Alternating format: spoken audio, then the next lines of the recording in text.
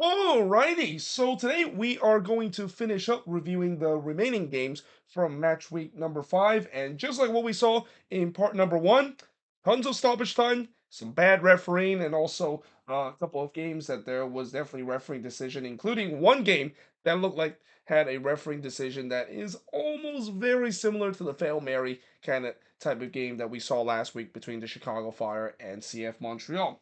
With that being said, let us actually begin with talk about the first game, which is Toronto versus Atlanta, and I think this is pretty much the most predictable game out of all the games that happened this week. I mean, we knew coming into this game Atlanta was going to be up against it. I mean, this is kind of the thing that Atlanta fans, coaches, and players are going to be very upset about. The fact that they have to be forced to play during international break, and that pretty much half their roster uh, weren't available in this one. And in a game where they face against a resurgent Toronto team, well, you know what happened. Toronto definitely looked good in this one. So good that it looked like the way that they play Atlanta in this one, it kind of almost reminds you when TFC was at the peak of MLS just a couple of years ago. Now, early on, Insigne puts it wide from close range as Toronto was on the front foot. They were looking for the opening goal. Benedeski would then puts it high from long range. The shots were 3-0 for Toronto early into this one, so it was pretty obvious that Toronto was dominating early in this one. But Atlanta almost got opening goal on their first shot of this game after Lobjanidze missed wide after just a brutal turnover from Toronto. So as good as a start that John Herman team has been this season, they're still at times committing those brutal turnovers that we saw them do a lot last season. Um, in the 15th minute, Insigne would then hit one right to Guzan before Kerr would then hit one right to Guzan as Toronto continued to press for the opening goal. And eventually, they do get the opening goal. It's Tyree Spicer getting his first career MLS goal. So the number one draft pick of this season is definitely getting himself off the mark in terms of goal scoring as he scored here from Kerr to make it 1-0 in favor of TFC. In fact, this is actually the first start for Tyree Spicer. And yeah, definitely a great way to make your debut in terms of your first start for TFC and then get on the score sheet.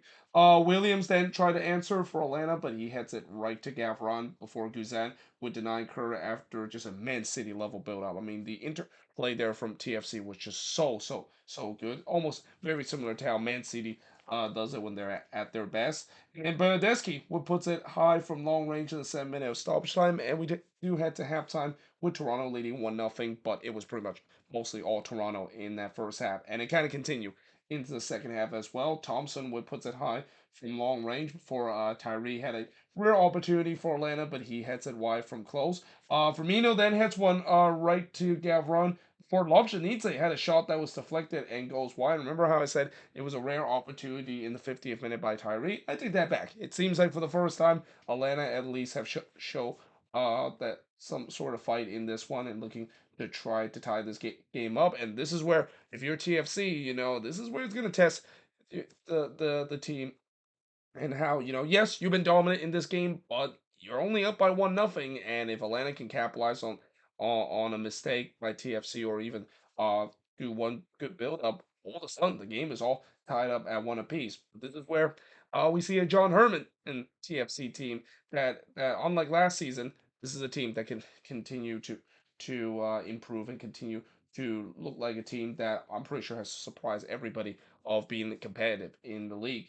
But in the 67 minutes, Spicer looked for his second, but he puts it wide from close range. And then the post denying Osorio in the front post in the 70th minute as Toronto pressed back, looking to trying to get the second goal to kill this game off. And they do get it in the 71st minute. In fact, literally as soon as I finished writing that, Owusu would score here to make it 2-0 in favor of Toronto. It was a good save there from Guzan, but unfortunately it just fell right into the pass of Prince Owusu, and he basically cleans up the mess there to make it 2-0 in favor of Toronto. Bernadeschi then looked to make it 3-0, but he missed wide from long range. I thought this was probably the best game that Bernadeschi had played this season, and probably in a long time too. It's just kind of such a shame the fact that he didn't get on the score sheet in this one because he had a lot of chances, and that included the 74th minute when he missed wide from close range. And again, it just wave after wave of pressure. Toronto was not letting off in this game. They were looking to try to get a third goal. Owusu then had an acrobatic effort that goes wide before Bernadeschi would hit a one hopper right to Guzan,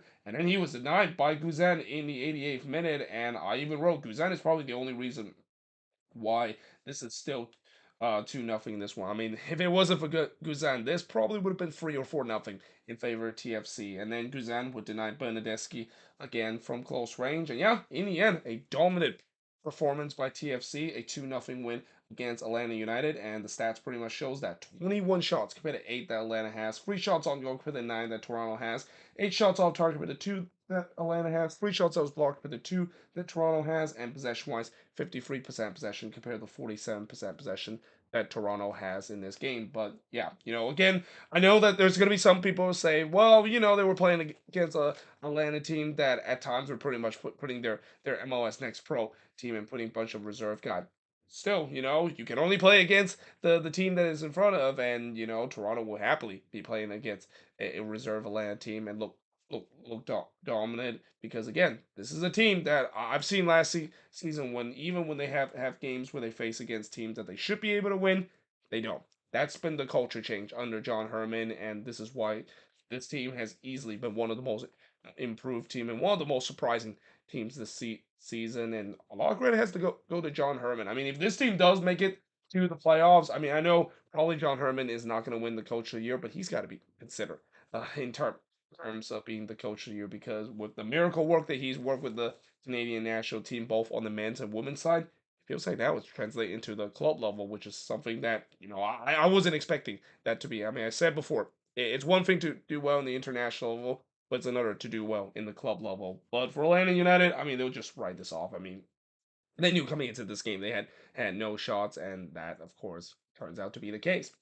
Now, moving on in the next match is Sporting KC versus the Galaxy. So I said in the last game about Sporting KC, despite the fact that they finally get their first win and they don't have to wait 10 games for that, just like last season, I wasn't very impressed with how Sporting KC got that win against the San Jose Earthquakes. And I think Sporting KC fan deep down can realize that too, because they kind of hang on for dear life a little bit against the Quakes, and the Quakes were literally one handball away from tying that game late in this one. So I thought, well, they surely learned from their mistake in the last game, didn't they?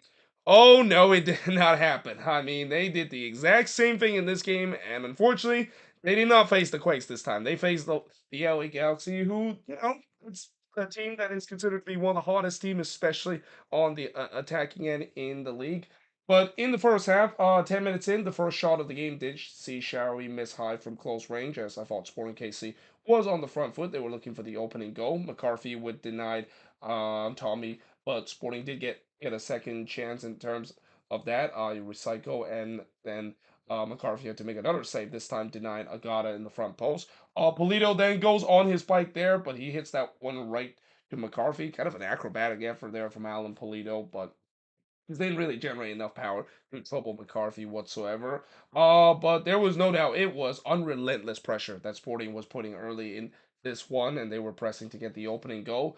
Gata then hits it right to McCarthy before Yoshida almost scored against the run of play for the Galaxy, as the first shot of the game for the Galaxy was Yoshida basically hits this one, but he was denied by Melia in the 29th minute. But then in the 34th minute, after all the pressure that Sporting KC put, they got their deserved lead. Is Radoja scoring from Sharawi to make it 1-0 in favor of Sporting KC. The Galaxy just basically got caught on the short corner. And again, as good as the attack is for the Galaxy, the defense is still a big issue. And here they just got caught in terms of finding no answer in terms of defending that short uh, corner that Sporting KC was taking.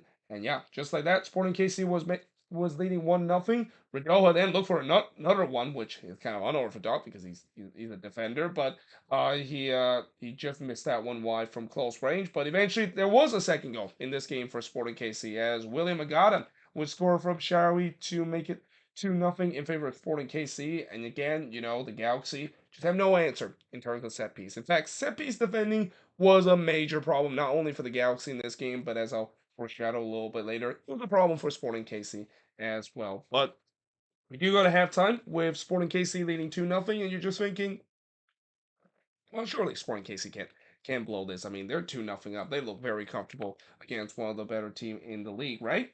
Well, in the second half, Agata would miss an absolute sitter in the doorstep of goal in the 53rd minute, and just like the first half, at least in the early part of the second half, it looks like Sporting was dominated, and at this point, we didn't think that a collapse was about to happen. But Jovic would then put the ball into the back of net. Problem was, the goal was disallowed for offside. This won't be the last time that Jovic would score a goal that was disallowed for offside. Before Polito would miss wide from long range, and then Brookman would put it wide from long range. And this is where you started to see Sporting KC drop their lines and start to just kind of be complacent and defend this thing. And again, this is what I said about them in the last game and how they were very fortunate that they got away with that one. And I just kind of had a feeling that if the Galaxy gets this one back, this could be a problem for Sporting KC.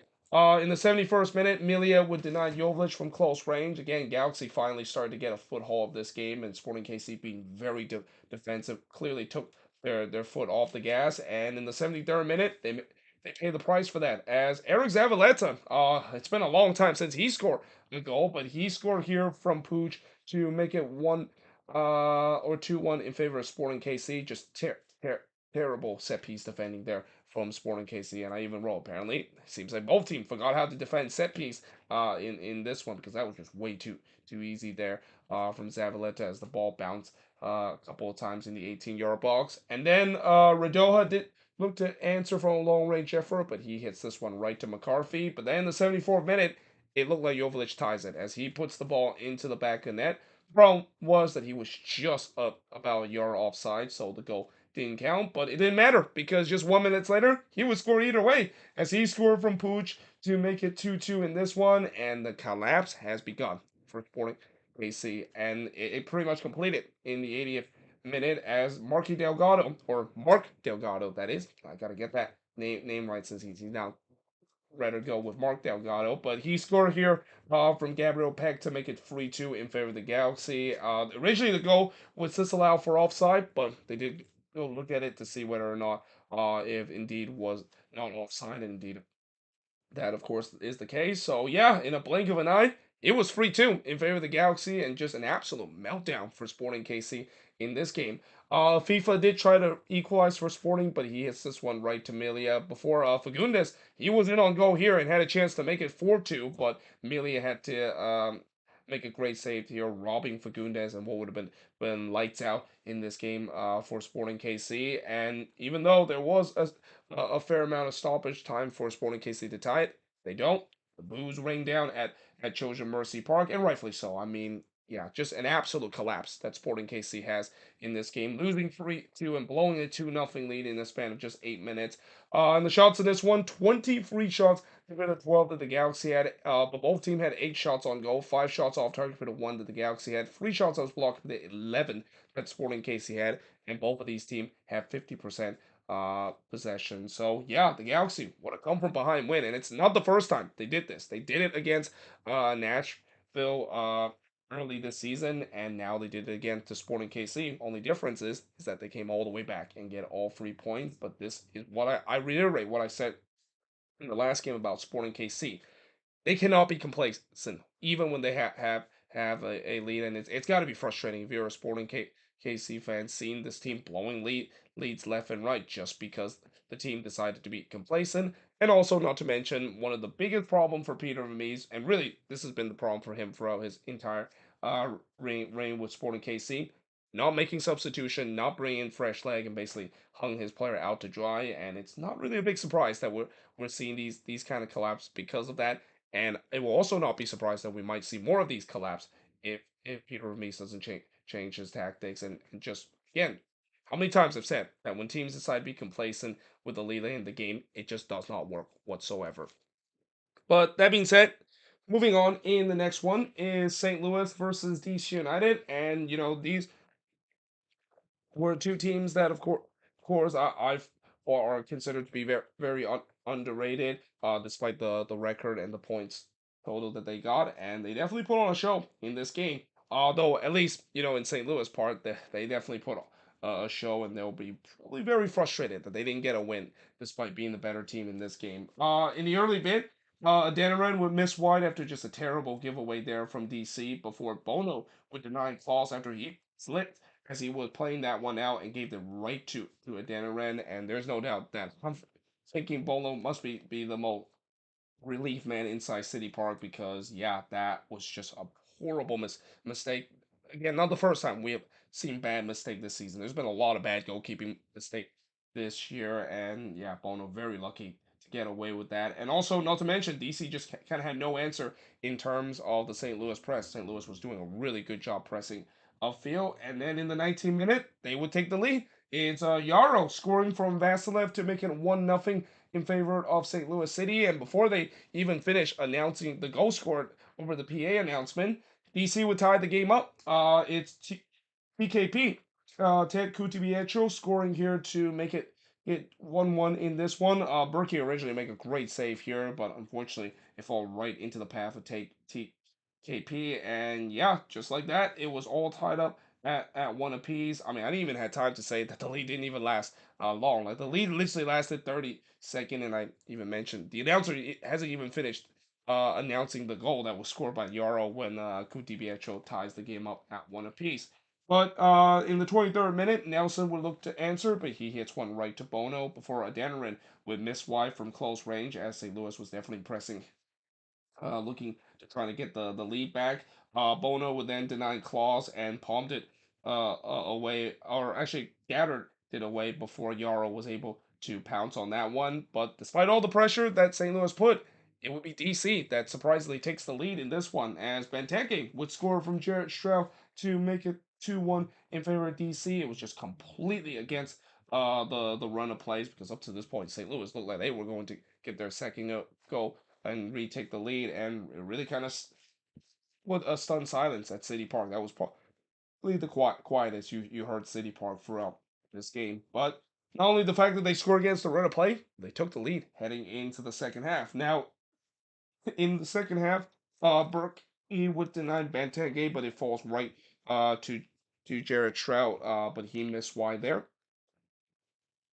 Yeah, my throat is still not 100%, so that's why I'm drinking a lot of water. But Adanaran would then hits one right to Bono from long range before Bono would deny Pompeu from close range. There was gonna check to see on that previous play whether or not Entley did kind of pull Pompeo. Actually, he did not just pull Pompeo, but he kind of chopped down Pompeo. Though Pompeo was being a little bit honest, he kept on his feet trying to keep going, but he was denied by Bono. But I was kind of surprised that they actually did go back to see whether or not if that was a penalty, even with the advantage is being played. We don't usually see that happen very often, and they said it was a penalty. So yeah, that gives John Klaus a chance to tie it up for St. Louis, and he took full advantage of it. So the game was all tied up at two apiece. Pompeo then missed wide from after he shot took a deflection, and really as the time winds down, you can clearly see St. Louis was not just going to be happy with just a point. I mean, they've been by far the better team. They're pressing for that third goal to win this game, and DC is kind of just hanging on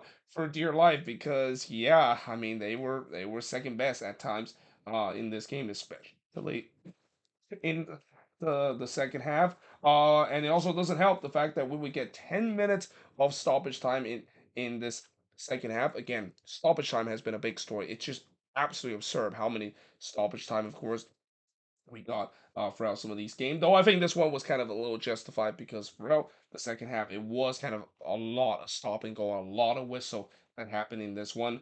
Bono then denied for Frozen from close range before Hawkins actually clear a shot off the line there for DC United, and in the end, DC, despite just some scrambling defending at the end, they hold on to get a draw out of this game, a 2-2 draw in this one. The shots in this one, 14 shots for the 10 that DC had, 3 shots on goal for the 9 that St. Louis had, 3 shots off target for the 2 that DC had, 3 shots that was blocked for the 5 that DC had, and possession-wise, 55% possession compared to 45% possession that DC has in this game. So there's no doubt that DC will be the more happier side, even though I know Troy Saint side did not able to hold on to that 2-1 lead. But let's be honest, when they took that 2-1 lead, I don't think anybody expected it with the way that St. Louis was dominating up to that point. But for St. Louis, I mean, this is going to be a little disappointing because they were the better team in this game and they have their moments. But unfortunately, Bradley Carnell team just couldn't quite show that clinical finishing. Though I can also understand why In the post-game press conference, he did say that he was very frustrated with the way that the game in the second half had no rhythm whatsoever, and it feels like DC basically did that on purpose, just trying to disrupt the rhythm of the game. But I also thought that that's just kind of part of the game. I mean, you're gonna see that happen with opposition when they are leading in the game. They're gonna try to make it get ugly, trying to disrupt the game, especially when on the road. And I thought DC did a pretty good job in terms of that until, of course, they can see the penalty that gave up the lead in the 70th minute. But that being said, moving on in the next match is Colorado and the Houston Dynamo. So this turns out to be a smash and grab for the Houston Dynamo in the good way and also the bad way at the same time. And in the good way, because the Dynamo, it looked like they were just hanging on for a no draw as Colorado was pushing to get the win, but instead they got to go off the transition, off the smash and grab. And Rapids fan and certainly Chris Armas, I have heard how he was very upset in terms of the refereeing decision, especially the goal that was scored from the Dynamo. Probably shouldn't have counted because there was a foul on the other end. I don't blame him, as we'll definitely discuss in terms of a controversial call late in this game. But in terms of this game itself, boy, this was not an entertaining game because in the first 20 minutes, it was very boring. There was really not much happen in this one. The first shot of the game didn't came until the 22nd minute when Aliu would hits it right to Stefan. And 30 minutes into the game, the shots were still only 2-1 for Houston in this one. Mihailovic would hit one right to Clark in the 42nd minute before Omir Fernandez would post it wide from long range in the second minute stoppage time, and we do head to halftime scoreless in this game, which again is not a big surprise considering the fact that not much really happened in this one. In the second half, Dorsey would miss wide from close range, and like the first half, not much really happened in the beginning of the second half too. Tons of whistle, tons of stop and go action. There was a shout for a penalty for Colorado, but instead it was a free kick that was given as the referee deemed that the foul happened outside the box. Clark would then deny Cabral from close in the 66th minute, but there was no doubt that Colorado was pressing for the opening goal. They were trying to get all 3 points and get the winning goal. Mihailovic had a chance to do so, but he hits one right to Clark before Lewis would hits one right to Clark in the 85th minute. And this is where I thought the Dynamo was clearly playing for a no draw. Like they were dropping everybody back. They were just defending for their lives and hope that they can escape Colorado with a no draw. But then instead, uh, what is better than a no draw? How about a smash and grab? And again, this is going to be in a good way, at least if you're in a Houston Dynamo perspective, but probably the worst way if you're a Rapids fan and just as a neutral of this game because Brad Smith scored from Fiera here to make it 1-0 in favor of the Dynamo to create that smash and grab. It also came on the transitional moment there. I mean, it was supposed to be a set piece for Colorado, but the ball quickly go on the other end. We know Houston is a team that is very threatening on the transition, and yeah, they were able to score there to make it 1-0. But this is where I talk about how, in a bad way, in terms of the general public and the Colorado Rapids, because Rapids fan, they were very upset that there was not a foul being called on the other end because it looked like Maxo actually got elbowed by one of the Dynamo player, and that when that happens, I mean that's a definition of a foul. So the fact that they didn't go back to that in terms of looking at this and basically overruled that goal because again that was in the same sequence as well. Yeah, that just shows you the problem we've been having and why everybody has been mentioning throughout this week that they better hope that that vote of the pro referee in terms of ratifying the CBA agreement will actually go ahead because I think a lot of people are getting absolutely tired of these replacement referee and especially these botch call. I feel like it's just gonna get worse and worse as the season goes along. Because again, we already saw a fail Mary game in the last game between Chicago and Montreal, and it feels like this is kind of almost similar to it, though not in an extreme way because this game doesn't have as much controversial call as we saw in the Chicago and Montreal game, but still, it's kind of the same outcome. It's a game where there was a defining moment that probably should have happened if the referee make the correct call. So yeah, again, Rapids fan, I can understand why they're very upset in this one. They feel like they got robbed of at least a point out of this one. But Vines did try to tie it in the 11 minute of stoppage time. Keep in mind, there was only 6 minutes stoppage time, but there was a long stoppage in terms of treating Max So, who, again, probably that should have been a foul when Maxwell got elbowed by a Dynamo player in his own box. But in the 11th minute, Vines would miss wide despite being open in the box. Yeah, that's one that Sam Vines would love to have back. But in the end, the Dynamo win 1-0 in a very controversial way. And the shots in this one, 10 shots for the 6 that the Dynamo has, 2 shots on goal for the 3 that the Rapids had, 2 shots off target for the 4 that the Dynamo has, 5 shots on blocked for the none that the Dynamo has, and possession-wise, 52% possession compared to 48% possession that the Rapids had. And while I know even some Dynamo fans will agree that they kind of stole this one, and they probably were on the right end of a bit of a robbery that happened in terms of bad refereeing decision. I can understand why Rapids fans are absolutely fuming about this call, and that this is again where I'm praying that when they do eventually make this vote. They said it was over the weekend, but I haven't heard anything about whether or not if MLS has officially says that the vote has agreed and pro is gonna end the lockout. That better end sooner or later, because my goodness, some of these refereeing that we have seen, like I knew coming into this season there was going to be bad refereeing, but I think it's getting to a point where everybody is getting sick of it, and that even as bad as Pro has been in terms of making some botch call, we have not seen this level of botch call, and especially in some of these other games too, and just constantly where everything that I've always hear with fans whenever they said the game one obviously is their bad, the team played bad if they're on the losing end, or if they play well on the other end. But if there's one thing both fan base can agree in a match, the replacement referee was absolutely horrendous in the game, and I think both of these fan base can definitely agree after this game as well. But that being said, I am now going to switch boards and look at the last 3 games to finish off the review of match week number 5 and this 7-game review of match week number 5. So moving on, we got LAFC versus Nashville SC, and I have a feeling LAFC have woke up in terms of their slumber on the attack, and this is bad news for the rest of the Western Conference and even for the rest of MLS as well. But in the first half, 6 minutes in, first shot of the game did see Lloris denying Surridge from close range, but the first shot for LAFC, it goes into the back of the net. It's Timothy Tillman that scores to make it 1-0 in favor of LAFC, and it was a bit of a gift too, because Willis usually very good in terms of defending those set piece opportunity in terms of punching that one away. He doesn't do that, and it basically down to the dangerous area where Washington actually had a chance to clear that one, but he was on his back foot a little bit, didn't really get all the clearance. It goes right to Tillman, and basically Tillman had a tap in. So yeah, just like that, it was 1-0 in favor of LAFC. Coleman did try to answer, but he missed wide from close range. Yeah, Brett Coleman playing this one, so I think maybe that's kind of the reason why Nashville conceded 5 goals in this one, because as a Minnesota United fan, as much as I love Brett Coleman, and he's definitely considered to be a legend in the Loons fan base, considering he's been serving the club for a very long time, even going back to the NASL days.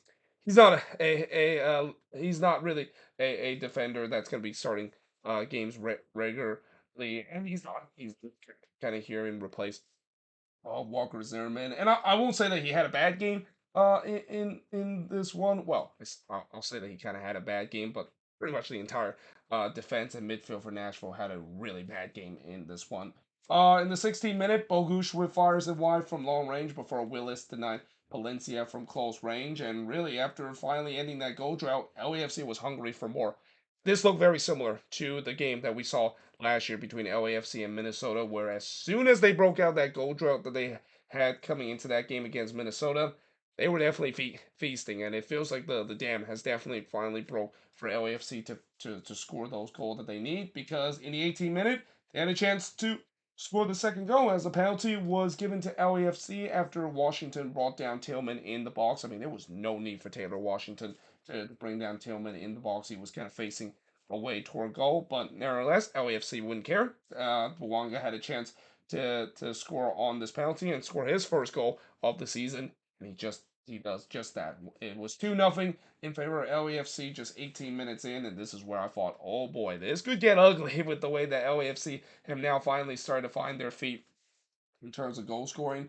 Oliveira would then puts it wide from long range because, Oliveira not allowed to score a goal. Bogusz would then curls it wide after just a bad giveaway from Nashville. I mean, that's something you usually don't see me saying about this Nashville team. This is a team that is very good in terms of not giving the ball away cheaply. But keep in mind they were missing a couple of key guys. They were missing Godoy in that midfield, and most importantly, their captain Walker Zimmerman in this one. But still, like that, I mean, that Nashville midfield and defense was all over the place in that first half.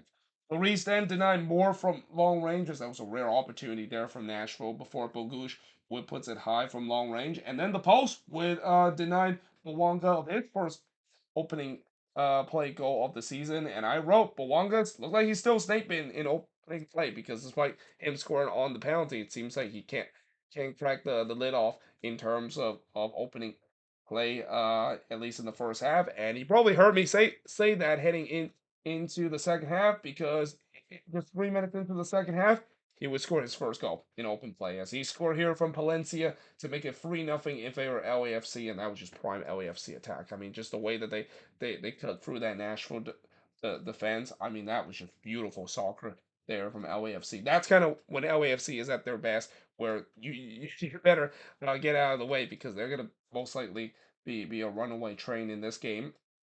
In the 58th minute, Oliveira would be robbed by Willis in the front post, because again, Kike Oliveira not allowed to score a goal this season so far. But in the 62nd minute, Willis actually got himself sent off in this one, and he actually made a save here from Oliveira. But the save, of course, is outside the box. Now, this is definitely debatable, because it definitely looked like, the rule, I think, is that the whole of the body needs to be outside the box, and if you make a save, that of course is considered to be a red card offense, especially a denial of goal score opportunity. But on the replay, I feel like Willis left hands feels like he was still kind of partially in the box. So yeah, I mean that's one that it's definitely questionable, and because this is a replacement referee, I won't be surprised that Nashville fans will be complaining about that, and that probably shouldn't have been a send off. I mean, obviously, I don't know if they have too much complaint, considering their team is down 3-0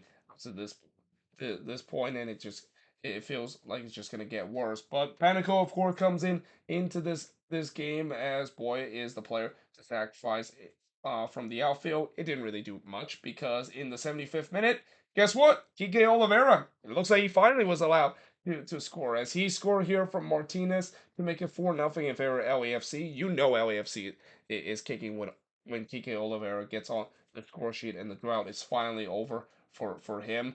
In the 88th minute, Martinez would miss one from close range, and again, just no mercy shown by LAFC. They were pushing to try to get a fifth goal, and then David Martinez tried to hit Panico from long range, but he hits this one right to Panico. But then in the 5th minute stoppage time, LAFC would cap off a 5-star performance, as they score their fifth goal of the game. Edouard Tuesta scoring his first goal for LAFC ever since coming back to the club from Bawanga to make it 5-0 in this game. And yeah, that was the final score of this game. A complete domination that LAFC had against Nashville in this one. And the shots in this one, 26 shots compared to 9 that Nashville has, 5 shots on goal for the 16 that LAFC has in this game. Yeah, that that that just shows you how this could have got a lot worse for Nashville if Willis didn't make some big save in this one as well. 7 shots off target for the one that Nashville had. Both teams had 7 shots that was blocked, and possession wise 55% possession compared to 45% possession that LAFC has in this game. And remember when they of course won 5-1 against Minnesota, and then they eventually kind of run the table a little bit and go all the way to MLS Cup and start to find their goal scoring form. It feels like that might be the same case too, or at least that's what LAFC fans are hoping that is the case, because again, it just kind of feels like this is a team that the talent is definitely there on the attacking end, but it's just about finally breaking the shackle of them not scoring a goal. And with the way that not only they broke the shackle in this one, they put up a 5 spot in this one, and this again is where, if you're the Western Conference, and even if you're the rest of the league, or even some Eastern Conference team facing against LAFC in the regular season, for at least in these next couple of games, this is definitely the last opponent you want to face, with the way that LAFC definitely have found their strive and found their form from last year, and that this is the reason why they went to back MLS Cup. But for Nashville, yeah, this was easily the worst performance, not only this season, but really in club history. This is actually the worst loss that Nashville has ever suffered in their club history. And again, part of that is maybe due to the fact that they lost a couple of key players in this game. But even if they had the likes of Walker Zimmerman and Godoy, I don't think they would have stopped LAFC in this one. LAFC was just that good in this one, and Nashville was just that disjointed both in the midfield defense and also on the attack as well. But now moving on in terms of the next match, Portland and the Philadelphia Union. I did not see this one coming. I mean, coming into this game with the way that the Union were pretty much putting a half kind of starting at 11 and a half Union 2 kind of team. I did not expect that they would get their first win of the season going on the road against a Timber side that look like they are rejuvenated, especially on the day where Jonathan Cabecita Rodriguez made his debut in this game. But early on, not much happened early in this game, which I thought favored the Union because they wanted to keep this one a little scrappy and maybe get a 0-0 draw out of this one.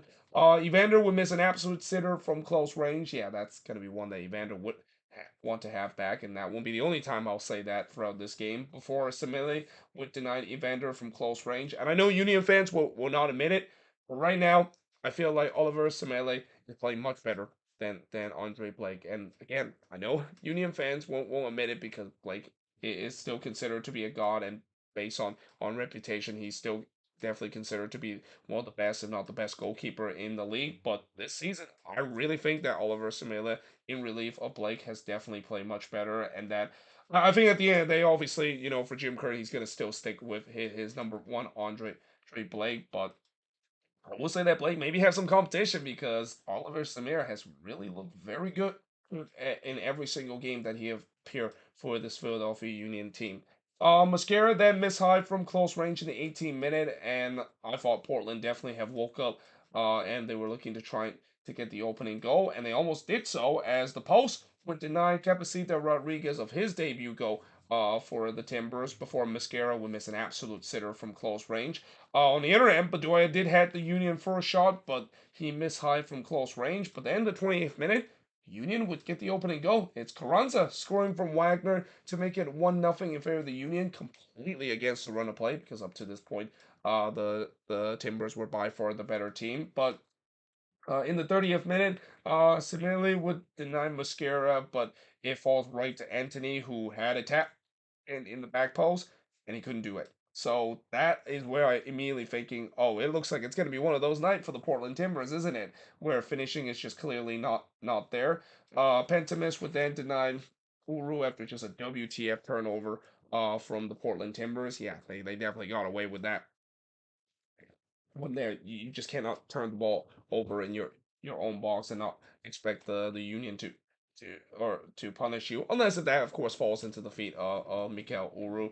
But in the first minute of stoppage time, Evander would hit one right to Semele before Semele would deny Evander from close range in the fourth minute, and then in the fifth minute of stoppage time, Williamson just missed a tap in the back post. And again, this is just as bad as the one that Anthony missed in terms of the tapping. I would say this is even worse because he was right there in terms of tapping it in. And that's just one of those kind of moments where it's actually harder to miss than actually scoring.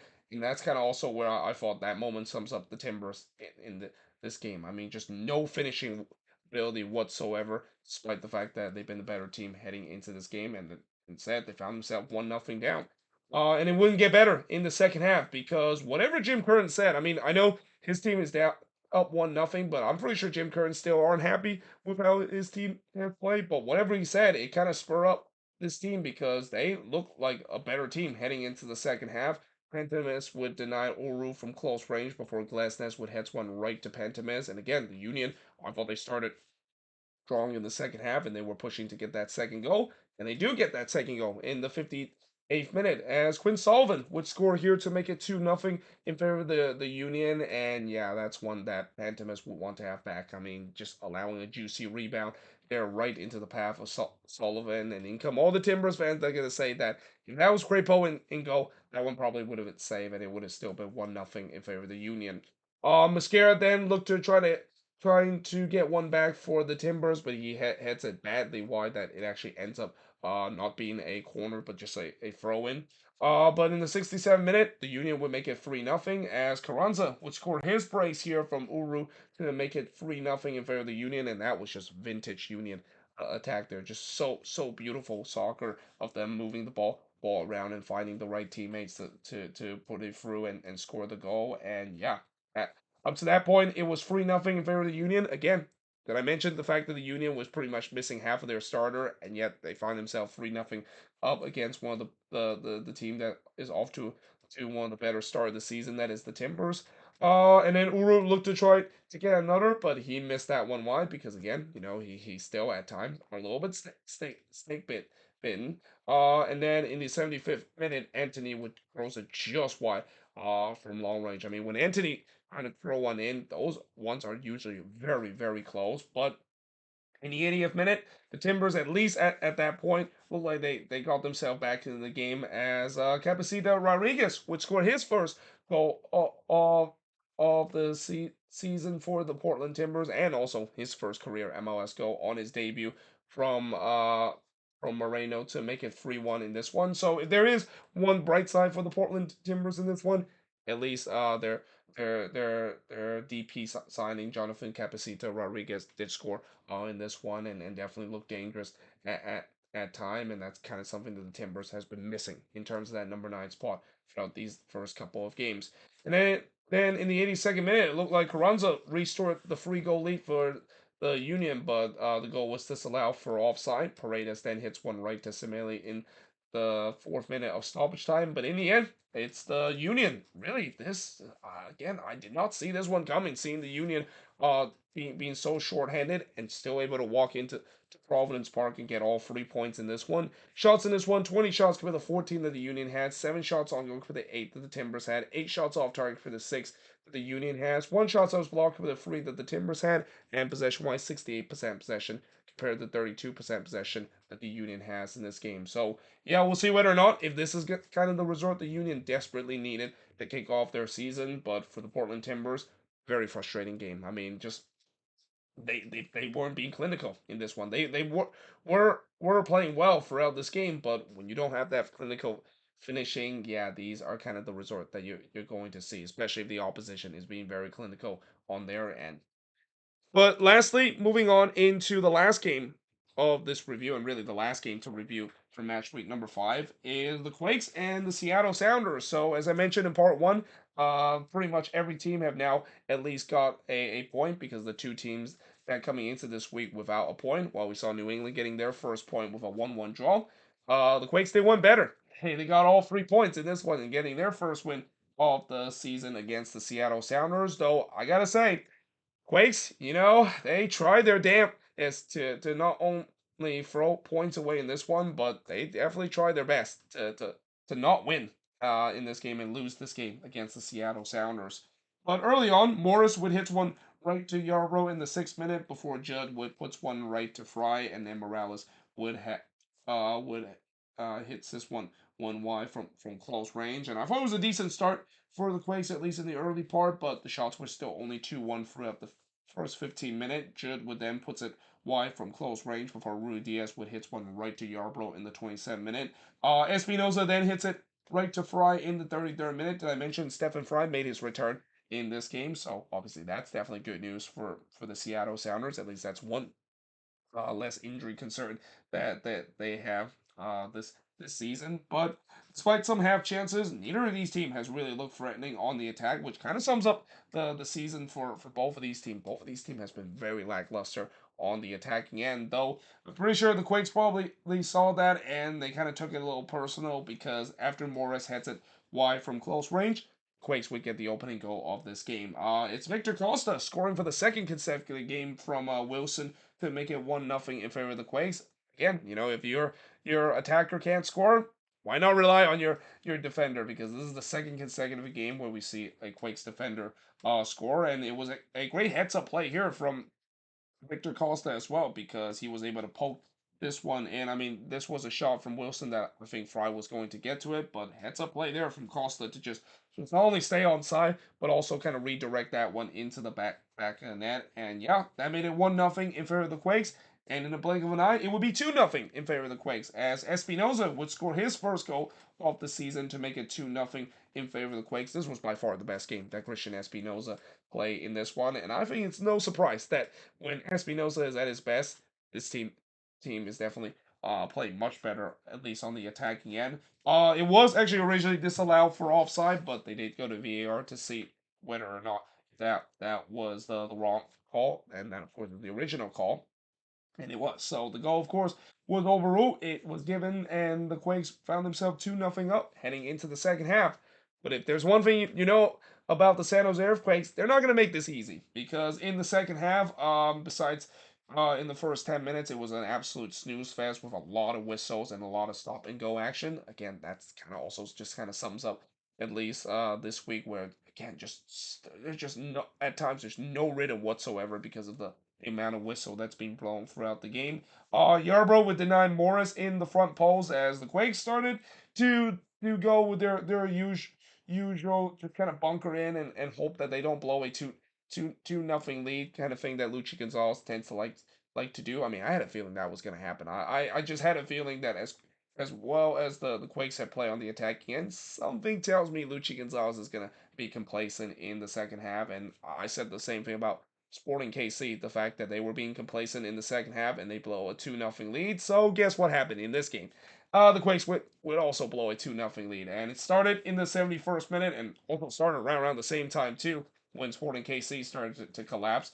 As a penalty was given to the Seattle Sounder after Murray brought down Yamar in the box. Now, I'm not going to lie, I don't think that was a penalty. And I know I might be a little bit biased because I'm a Quakes fan, but I think that was a soft one. And I also think that is not a big surprise that it's been giving a penalty because we've seen a lot of soft penalties, some very inconsistent call, but still, to me, it was a little annoying that of course, was given a penalty. But nevertheless, Ruiz Diaz steps up to take the penalty, and he buries it. So that made it 2-1 in this game for the Sounders. It's hard to believe that so far the Sounders, all the goals that they've been scoring has been from the spot. They have not scored an open play goal up to this point. Did I say that they have not scored an open play goal up to this point? Well, they finally did in the 81st minute. And I also wrote, this is where I think the collapse would begin for the Quakes, because I can see it from a country mile, that if they give up that one goal against, if they give up a goal,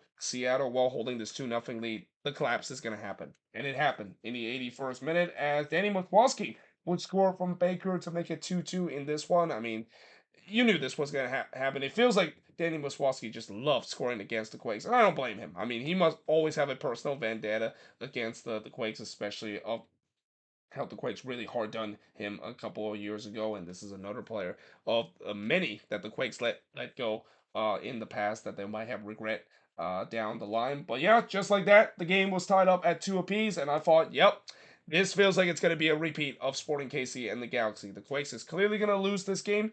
However, in the 82nd minute, Jeremy Abovasi, he scored from Jack Scahan to make it 3-2 in this one. And yeah, that definitely was not on the card. I mean, I barely even finished writing the Quakes are going to lose this, and they score on the other end. It's almost like they kind of predicted what I was going to write, and they decided to do the opposite thing. So yeah, I mean, that was kind of surprising. Even the goal scoring and assist tally, that's even a bigger surprise too, because both of these guys, Jeremy Abovasi and Jack Scahan, has been among the most disappointing players in this Quakes team. So what did they do? Just go on to score the winning goal against the Seattle Sounders. So yeah, that made it 3-2. Again, on that play, the Sounders completely switched off after getting the equalizer. I mean, there's an old saying, you're always the most vulnerable after you score. And yeah, the Sounders didn't get that memo, completely switched off, and next thing you know, they found themselves down again. And as the time winds down, and the fact that we get 8 minutes of stoppage time, the Quakes were doing their usual hold on to dear life low block that I thought it wasn't gonna work. Rothruck had a chance to tie it for the Sounders, but he missed wide from close before Ruiz Diaz went missed wide from the long range. And despite the fact that I was hoping eventually that the Quakes can pull this off, but also at the same time I was hoping that yeah, the Quakes are probably gonna blow it, and this will be easy material for me to talk about of my frustration with this team under Luchi Gonzalez.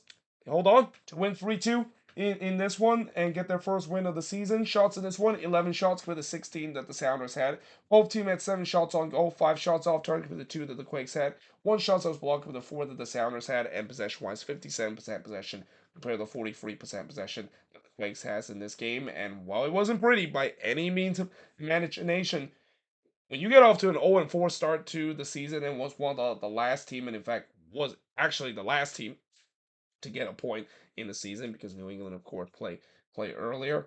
I'll take the 3 points. I'll absolutely take the 3 points, and I hope this will be used to build up in terms of maybe getting themselves back into playoff contention. But for the Seattle Sounders, I mean, at least I think the positive you could say about the Sounders is that they at least show some fight back and also finally scoring their first open play goal this season. But other than that, yeah, I'm pretty sure they are praying that when they do get some of their key players back, things are going to be a little bit different. Because yeah, this team they look very lackluster. They look very similar to what we saw last season for most part, where the attack was just lackluster at best and just looked way too predictable at times. But there you have it. That is pretty much it for the review of all 7 of these games as part number 2 of the review, and also look at all these games from match week number 5. Let me know in the comments below what do you think of this video, and as always, let me know in the comments below the other games that is on the other board as well. But until then, hope you guys enjoyed this video. If you do, make sure you guys do like, smash the subscribe button, and yeah, I of course will see you guys next time.